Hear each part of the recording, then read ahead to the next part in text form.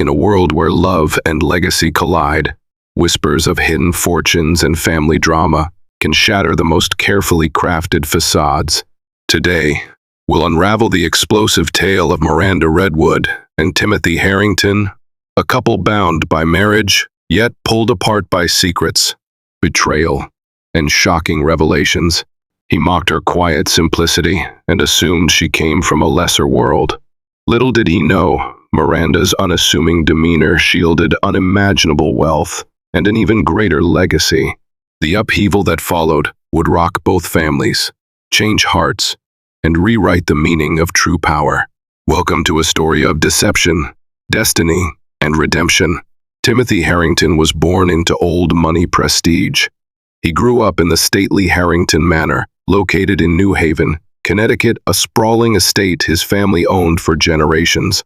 The Harrington clan's lavish lifestyle manifested in antique furniture, curated art collections, and exclusive memberships at country clubs no ordinary citizen could afford. Yet, behind the crystal chandeliers and meticulously polished silverware lay a quiet desperation. The Harrington coffers were not as bottomless as they appeared.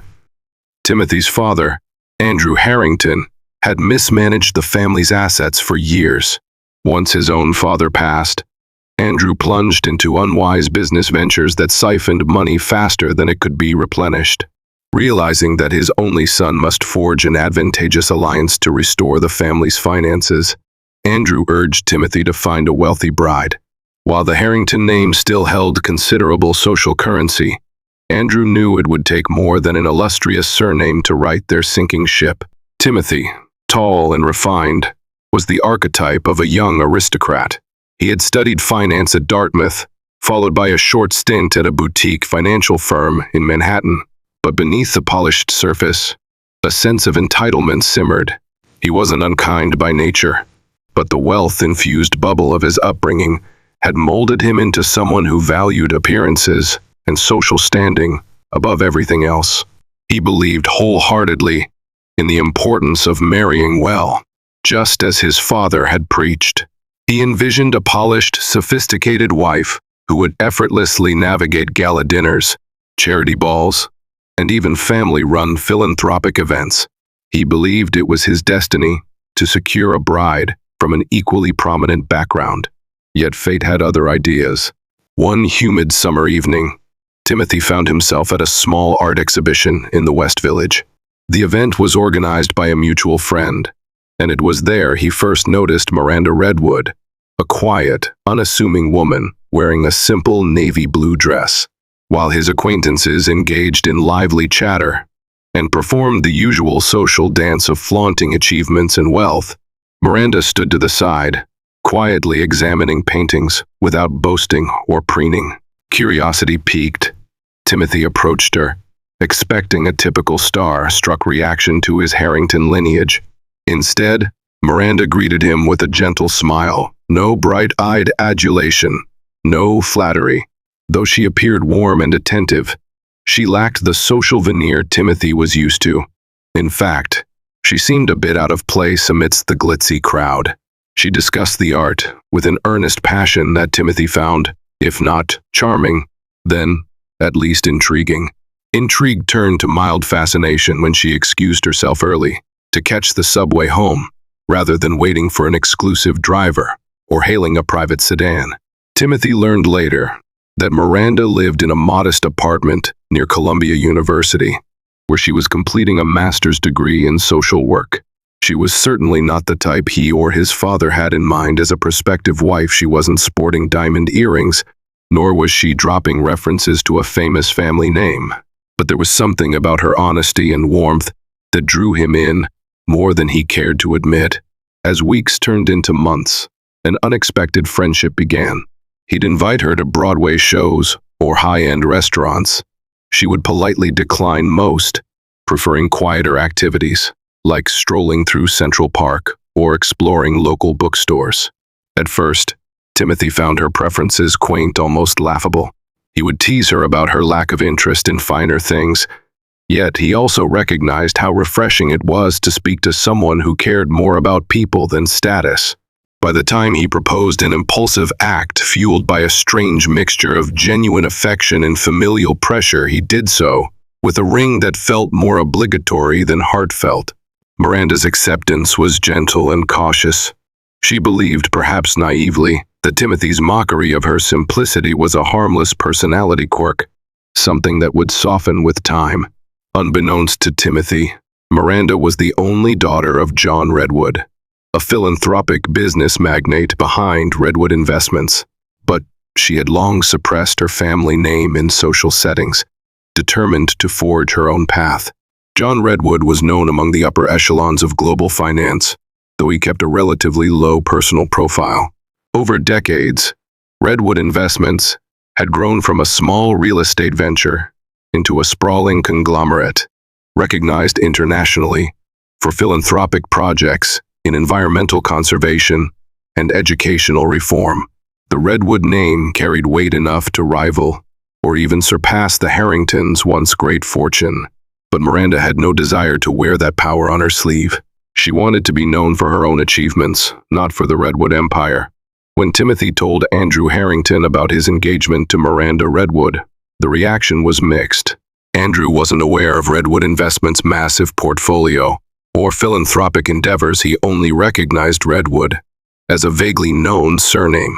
Because Miranda didn't flaunt her wealth or social status, Andrew assumed she was of modest means.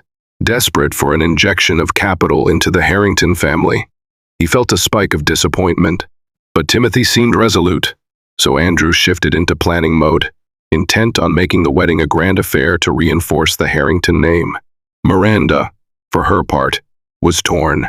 Her father, John Redwood, had always encouraged her to be independent, but was concerned about her fiancé's values. She had never told Timothy that John Redwood was her father, not directly. In her mind, the Redwood name should not precede love, and she wanted Timothy to love her for who she was, not for any fortune. Over the years, she had witnessed too many relationships, both personal and business-oriented, turn transactional. Once the Redwood name came into play, John Redwood kept his distance.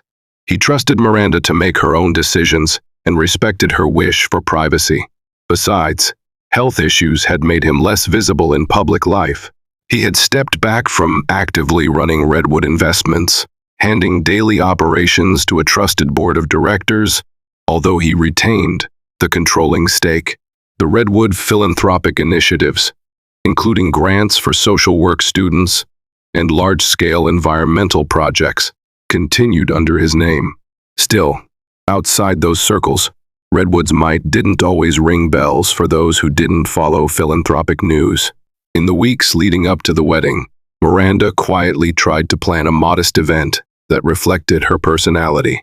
She envisioned an intimate ceremony in a beautiful garden with just close friends and family. But Andrew Harrington insisted on using the Harrington Estate's grand ballroom, sparing no expense. He hired a renowned wedding planner, demanded thousands of roses, and even arranged for a string quartet to play during cocktail hour. Timothy, who should have been the mediator, supported his father's lavish vision. Miranda's reservations were drowned by the Harrington men's ambitions. In the chaos, Timothy often mocked Miranda's lack of enthusiasm for extravagance, telling her she needed to embrace the Harrington standard. Miranda found herself questioning her decision. Her best friend from Columbia, Lydia Harper, was the only person who knew Miranda's true background. Lydia often urged her to tell Timothy everything. Not because you owe him, Lydia said, but because a partnership should be built on truth. Miranda promised she would, eventually, but then the wedding day loomed closer, and there never seemed to be the right time. Maybe, in the back of her mind, she worried that Timothy's affections would change once he discovered her fortune. When the day arrived, the Harrington estate bustled with white tents, carefully curated floral arches, and a swarm of guests, while Timothy's mother, Genevieve Harrington, circulated among the crowd in an ornate gown, ensuring every detail was perfect. Miranda stood alone in a small side room, nerves churning in her stomach. She wore a simple off-shoulder ivory dress. She had no interest in glitzy sequins or flamboyant trains. Classic elegance suited her best. Andrew Harrington, upon seeing her earlier, offered a forced smile before hurrying off, likely regretting that his son had not sealed the deal with a more obviously wealthy bride. But the ceremony was beautiful in its own way. Miranda's mother had passed away years before, so she walked down the aisle alone, carrying her father's blessing in her heart. Timothy looked handsome, if a little stiff, waiting by the altar. As Miranda approached, he flashed a smile, but beneath it, there was a flicker of condescension, one that seemed to say, "This is me welcoming you to my world." She tried to ignore that feeling, reminding herself that love could overcome such obstacles. After the vows were exchanged and the reception started, the Harrington family dominated the spotlight, regaling guests with stories of their heritage. In corner whispers, Andrew and Genevieve discreetly bemoaned the Redwood family's absence. Miranda explained that her father's health had prevented him from traveling, and her other relatives were either abroad or unable to attend. The Harrington patriarch took it as a further sign that Miranda's family either didn't care or didn't have enough clout to show up. Several times during the evening, Timothy made passing jibes at Miranda's simple tastes. He teased her about not wearing an heirloom tiara that the Harringtons had offered. "I guess it's not your style," he remarked with a slight sneer, within earshot of Andrew Harrington and a few society friends. Embarrassed and hurt, Miranda forced a smile. In her heart, she wondered if Timothy would ever truly respect her individuality. After the whirlwind wedding, the newlyweds embarked on a European honeymoon that Andrew Harrington insisted on funding, even though the Harrington finances were strained. Timothy expected Miranda to be overjoyed by luxurious Parisian hotels and fine dining in Rome. While she appreciated the beauty and history, she found herself longing for simpler experiences like strolling through lesser-known neighborhoods, sipping local coffee, observing ordinary life.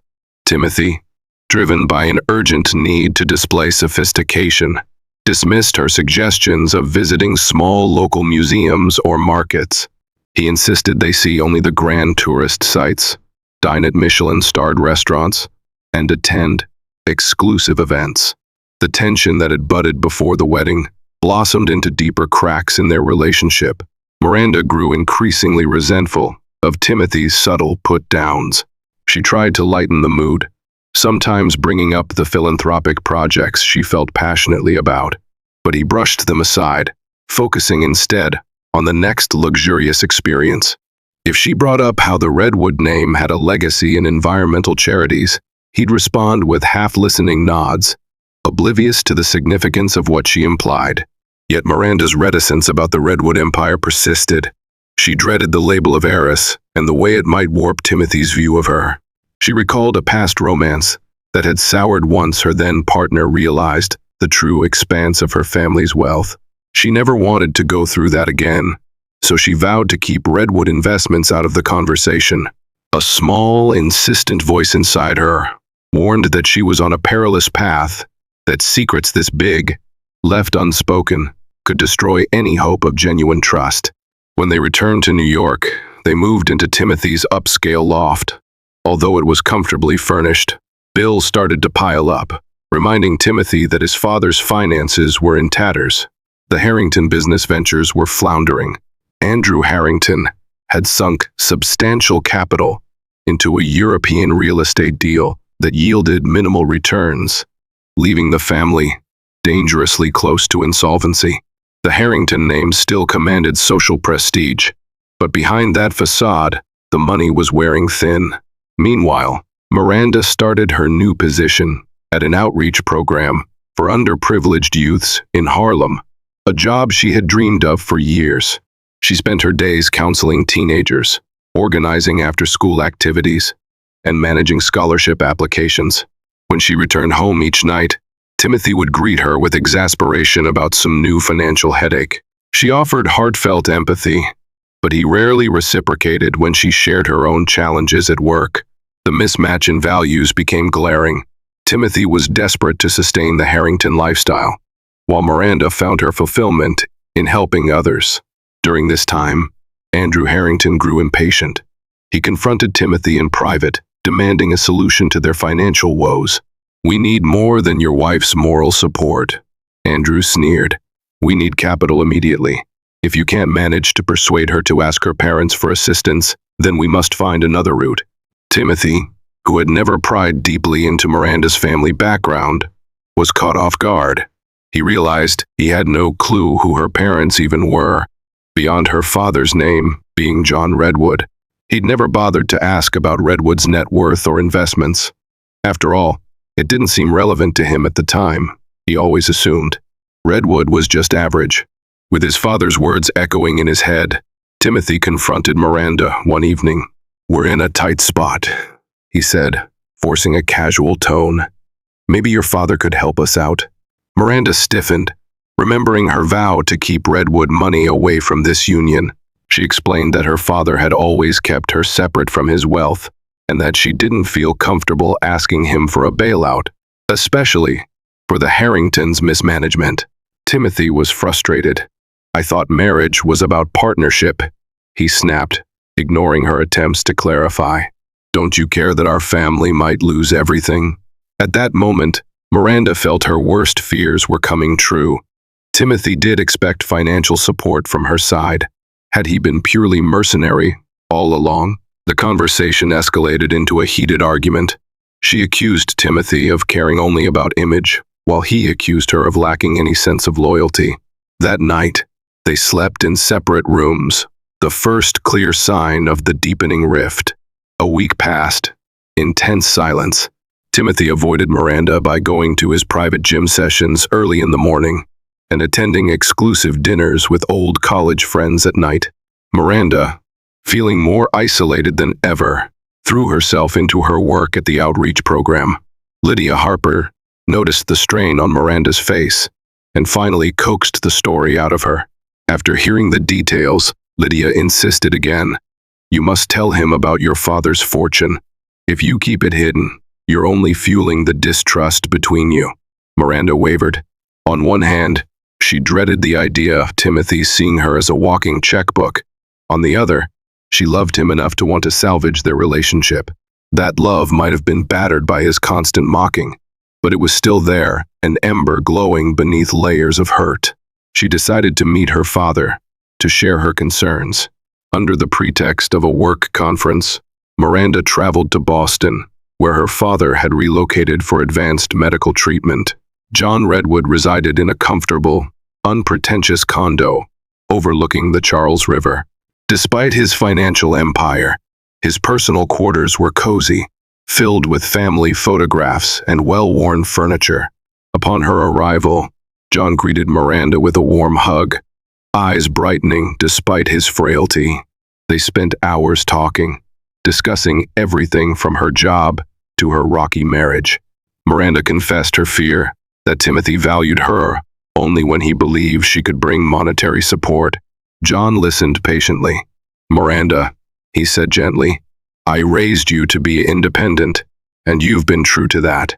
But marriage is about sharing. That includes truths, even painful ones. Hiding your background does neither of you any good." When Miranda faltered, he added, "I had hoped Timothy was a man who loved you for you. If that's the case, he should handle the news with understanding.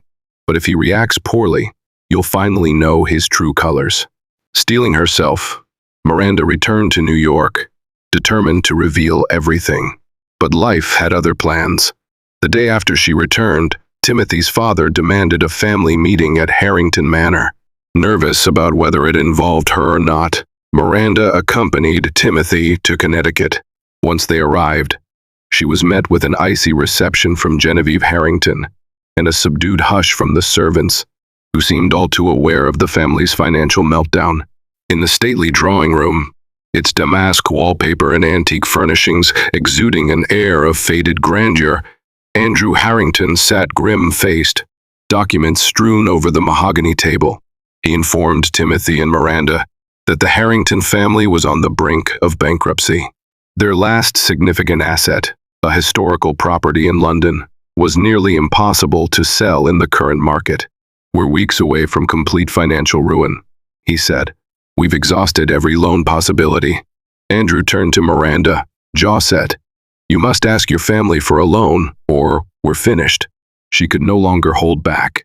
Gathering her courage, she met Andrew's eyes.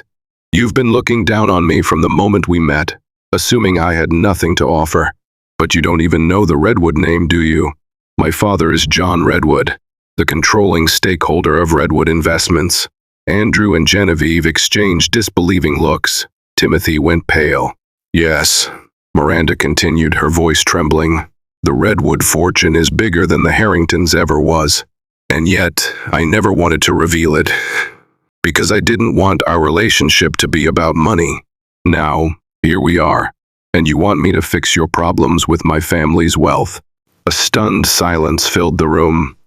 Andrew and Genevieve looked at one another, shock and the faint glimmer of renewed hope dancing in their eyes. Timothy, however, wore an expression of confusion and hurt. Part of him felt betrayed. Why had she kept such a monumental secret from him? Another part felt that guilty surge of relief that maybe, just maybe, the Harrington name could be saved from disgrace. The revelation set off a whirlwind of family drama.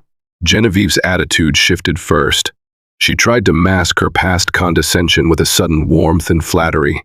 She rushed to bring Miranda tea, complimented her grace and humility, and insisted that they start afresh.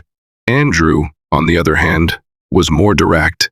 He asked Miranda outright to contact her father and arrange a bailout for the Harrington family. It was a brazen request, especially given that they had belittled her for so long. Miranda's face hardened.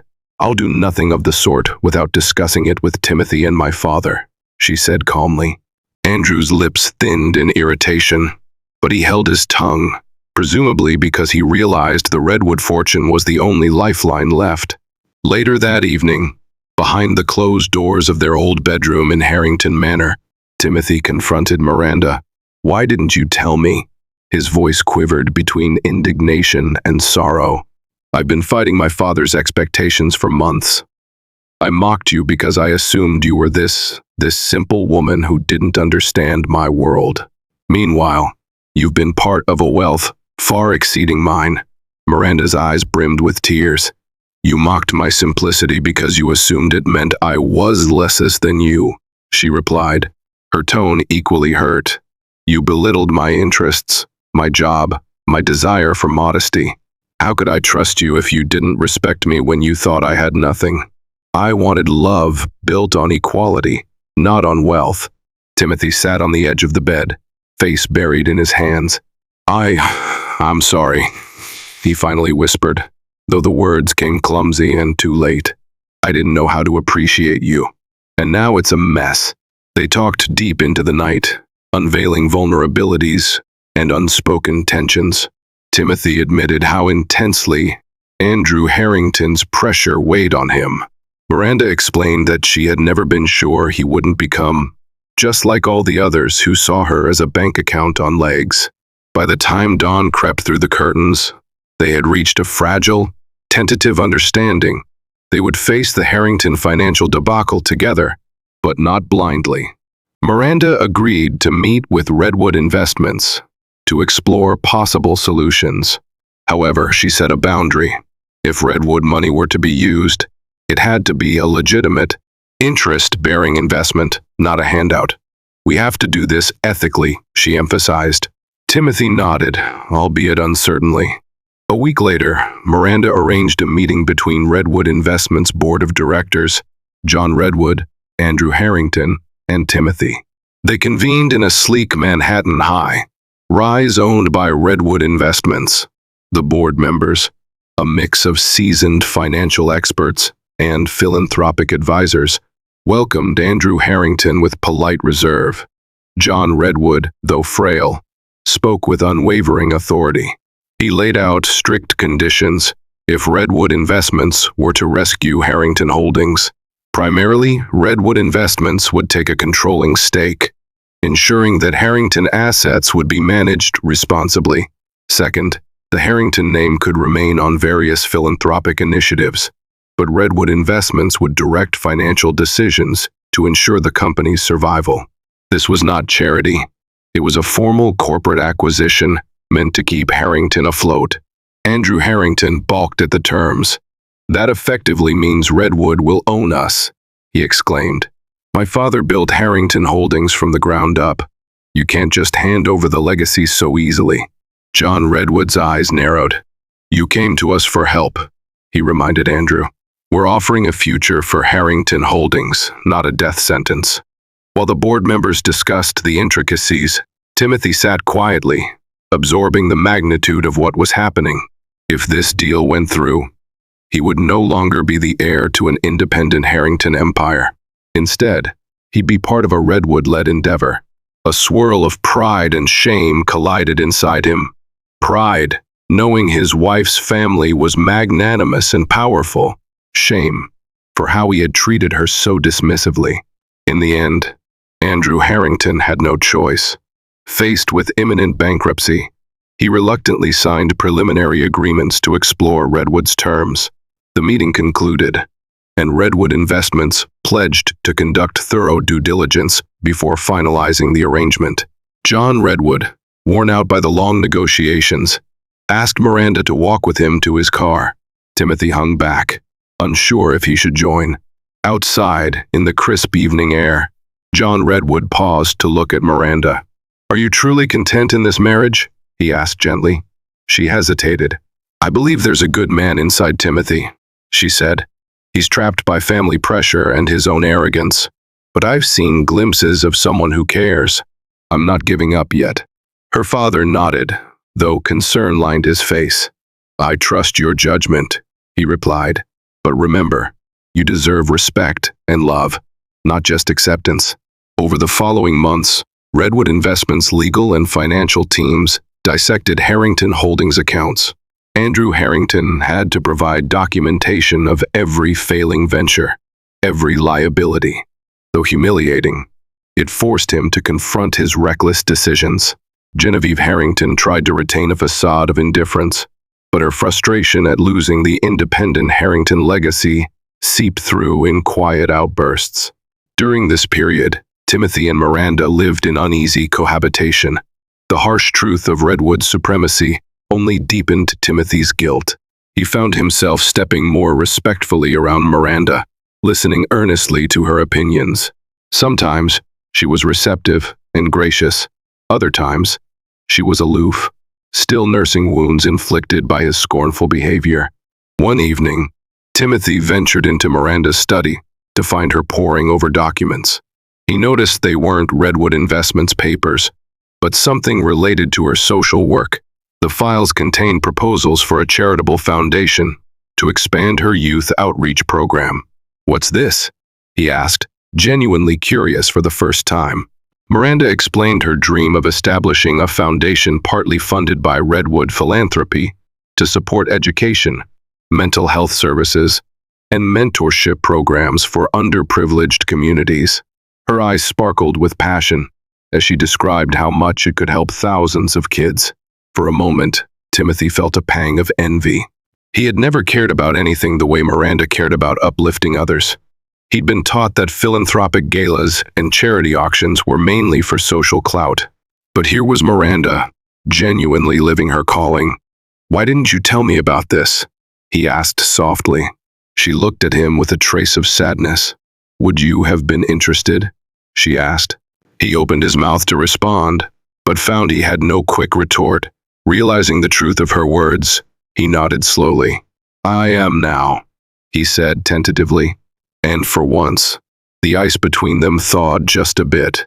The Redwood Harrington deal became the talk of certain elite circles once rumors of an impending merger leaked.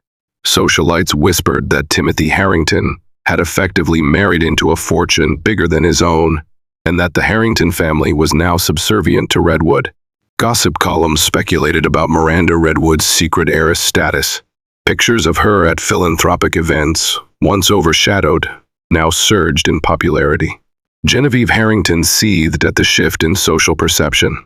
Overnight, she went from being the proud matriarch to a figure overshadowed by her daughter-in-law's significance. Andrew Harrington held private hope that Redwood Investments would bail him out with minimal constraints, a hope that continued to unravel as Redwood's lawyers hammered out ironclad conditions. Meanwhile, Timothy found himself in an uncomfortable spotlight at every social function. Acquaintances probed him for inside information about Redwood's philanthropic budget or future endeavors. Some even made veiled jabs about him marrying up. Despite all the noise, Miranda stayed focused on her work and her budding foundation project. She convened with Redwood advisors, ensuring that philanthropic goals remained integral to Redwood's approach with Harrington. This was where Timothy surprised her. He began to assist quietly, leveraging his financial know-how to refine her proposals. He had initial conversations with potential sponsors, arranged presentations, and even pitched the concept to Andrew Harrington, though Andrew was too consumed with saving face to fully grasp the project's significance. Yet, Timothy's change of heart wasn't without conflict. Whenever he interacted with his parents, old habits resurfaced. Their cynicism about Miranda's philanthropic distractions rubbed off on him. On more than one occasion, Timothy said something dismissive that cut Miranda deeply. But each time, he found himself apologizing. If before he had done so out of obligation, now he did so out of recognition that her work was genuinely important, and that his offhand jibes revealed an ugly part of himself he was growing to despise. Finally, Redwood Investments finalized the rescue plan for Harrington Holdings. It was no small sum. Redwood agreed to infuse significant capital to stabilize the business, in return for a 60% stake in the newly formed Redwood Harrington Corporation. Andrew Harrington would be retained as a figurehead with limited powers, while Redwood's board effectively controlled strategic decisions. A press conference was scheduled to announce the merger, an event that would publicly cement Redwood's dominance and end the Harringtons' illusions of financial sovereignty. On the day of the conference, the Harrington family arrived at Redwood Tower in Manhattan.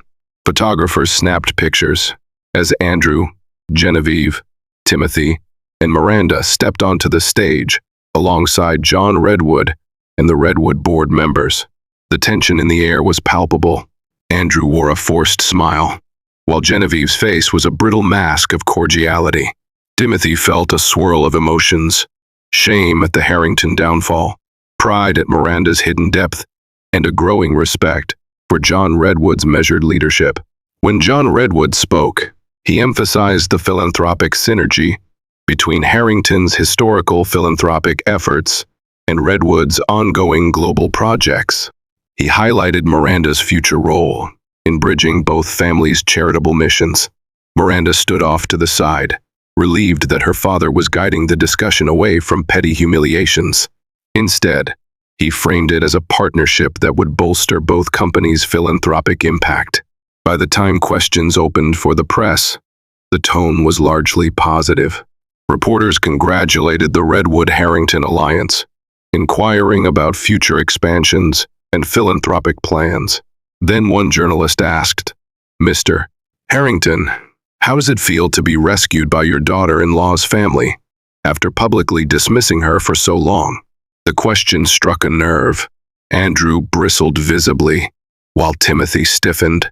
Before Andrew could retort, Timothy stepped forward. "It's been a humbling experience," he said. "Miranda's values and her family's generosity have given us a chance to rebuild. I'm grateful." Miranda turned to him, surprised. It was the first time she heard him openly acknowledge his gratitude without a hint of scorn or condescension. For a moment, their eyes locked, and that simple gesture felt more genuine than any grand romantic gesture he had ever made. In the ensuing weeks, the Redwood-Harrington merger settled into a productive routine. With Redwood capital flowing in, Harrington's debt was restructured, and new investments looked promising. Timothy, no longer weighed down by immediate financial calamity, found room to reflect on how he had treated Miranda. He approached her one evening in their loft, where she was busy drafting a new proposal for her youth outreach foundation. "Miranda," he began hesitantly, I know I've apologized before, but I need to do it again properly. I was so wrapped up in appearances and family pressures that I forgot what really matters. You've been patient with me, probably more patient than I deserved, and I never truly saw you until these last few months." She looked up from her papers. "I appreciate you saying that," she replied softly. "But words aren't everything, Timothy. I need to feel that respect in our daily life, in the way you treat me and talk to me." He nodded, tears almost surfacing. "I know. Let me earn that trust back." Over time, Timothy did begin to change. He started volunteering at Miranda's outreach program, not just for show, but to genuinely support her work and see the impact firsthand. He listened with real interest to the stories of the kids who came there for after-school support. For the first time in his life, he understood that wealth could be a tool for good, not merely a symbol of status. While he wouldn't transform overnight, each step he took toward empathy and humility brought them closer. Their marriage, once fragile, began to stabilize. Miranda no longer felt the need to hide her Redwood heritage from him, and Timothy no longer felt threatened by it. They became true partners in the Redwood-Harrington philanthropic endeavors, with Miranda taking the lead in social impact projects and Timothy offering financial strategies to expand the outreach. Andrew Harrington, though still nursing his wounded pride, found a begrudging respect for Miranda. He realized that her unassuming nature was not a sign of weakness, but of self-assuredness. Genevieve, cornered by social realities, adopted a more cordial approach, though she would never fully shake her aristocratic snootiness. Still, the Redwood household welcomed her with polite tolerance, recognizing that every family harbored complicated dynamics. John Redwood eventually stepped down further from his public roles, satisfied that Miranda was prepared to carry on his philanthropic legacy. On a sunny afternoon at Redwood's Boston condo, he signed over key shares of Redwood Investments to Miranda, formally acknowledging her as an essential leader in the company's future. Timothy, standing beside her, felt a mixture of awe and humility. The Redwood fortune had been there all along, but what truly mattered was how Miranda chose to use it for others, for good, and for their shared future. In the end, the Harrington name did not disappear. It was woven into a new tapestry under the Redwood banner. The man who once mocked his bride's simplicity learned that true wealth resided not just in money, but in compassion, integrity, and resilience. Miranda had gained a life partner who, after stumbling along the way, finally understood her worth. Their story was far from the fairy tale romance they might have imagined.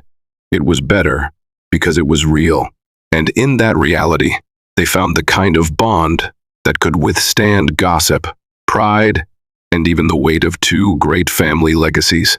Thank you for joining us on this roller coaster journey of hidden fortunes, family strife, and unexpected redemption. We witnessed Timothy Harrington evolve from an arrogant scion into a husband worthy of Miranda's love. We learned that true wealth lies not in how much money one has, but in how much respect, empathy, and devotion one can offer in return. Miranda Redwood stood as the quiet pillar of integrity, revealing the power of a gentle heart to change minds and heal old wounds. Their story reminds us that beneath layers of pride, envy, or assumptions, there can lie potential for growth, compassion, and sincere connection. If this tale of intrigue and transformation moved you, please show your support by liking, sharing, and subscribing to our channel. Your engagement helps us bring you more stories of drama, hope, and inspiration. Until next time, thank you for watching, and take care.